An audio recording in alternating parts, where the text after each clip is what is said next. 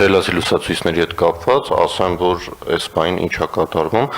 Մենք ակտիվ համագործակցում ենք տարբեր միջազգային գործընկերների հետ, մասնավորապես Լոս Անջելեսի քաղաքապետարանի հետ, ԱՊ երկրներում մեր գործընկերների հետ, ինչպես նաև չինական շուկայում։ Ներկայումս ուսումնասիրել ենք արդեն միջազգային փորձը արկա հնարավորությունները եւ դիտարկումներ են իրականացնում դրանց հնարավորությունը, կիրառությունը Երևան քաղաքում, հաշվի առնելով իր առանձնահատկությունները։